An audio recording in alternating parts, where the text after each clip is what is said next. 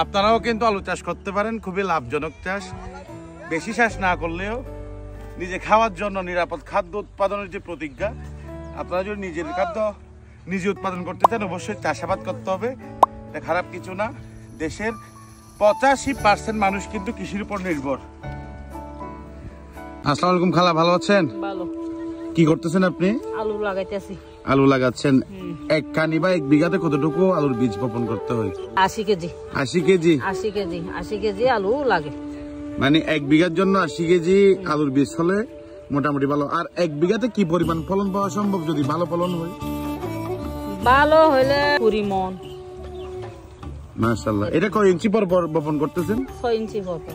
আচ্ছা, এখানে আপনারা যারা কাজ করতেছেন সবাই কি ফ্যামিলি মেম্বার না সবাই তো আপনার পরিবারের? সবাই ফ্যামিলি, এক ফ্যামিলি। এখানে ধান চাষ হয়েছিল, এখনো কিন্তু এই পাশে ধান আছে, তারপরেও কিন্তু দেখতেছি এখানে কৃষকের কর্মযোগ্য, যেটা হচ্ছে আলহামদুলিল্লাহ নিজের খাদ্য নিজে উৎপাদন করার পাশাপাশি হচ্ছে বাজারজাত করাও যায়। আসসালামু আলাইকুম ভাই। ওয়ালাইকুম আসসালাম। ভালো আছেন?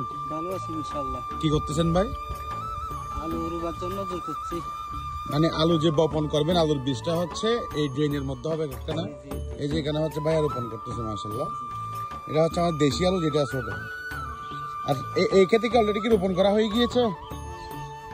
আচ্ছা, এদিকে দেখা যাচ্ছে ভাই খুব ভালোভাবে হচ্ছে নাঙ্গল দিয়ে হচ্ছে এই যে রোলটা করতেছে, বীজটা বপন করবে। আর এদিকে কিন্তু কর্মযোগ্যে ব্যস্ত। ছাই দেওয়ার কারণ কি? যাতে মাটি নরম থাকে, মানে মাটিটা উর্বর থাকলে হচ্ছে ফলনটা বেশি হবে। এই তো মাশাআল্লাহ। সত্যি বলতে বন্ধুরা, আজকের আলু খেতে গিয়ে কিন্তু আমার শৈশবকে আমি অনেক মিস করেছি, যেটার কারণ সেখানে গিয়ে দেখতে পাই ছোট ছোট বাচ্চারা কাজে হেল্প করতেছে। ছোটবেলায় যখন নানার বাড়িতে বেড়াতে যেতাম, আমরা অনেক হেল্প করতাম, একসাথে বিলে গিয়ে খাওয়া দাওয়া করতাম। আশা করি আপনাদেরও এরকম অনেক স্মৃতি থাকবে। আপনারাও কিন্তু আলু চাষ করতে পারেন, খুবই লাভজনক চাষ। বেশি চাষ না করলেও নিজে খাওয়ার জন্য নিরাপদ খাদ্য উৎপাদনের যে প্রতিজ্ঞা, আপনারা যদি নিজের খাদ্য নিজে উৎপাদন করতে চান অবশ্যই চাষাবাদ করতে হবে। এটা খারাপ কিছু না। দেশের 85% মানুষ কিন্তু কৃষির উপর নির্ভর।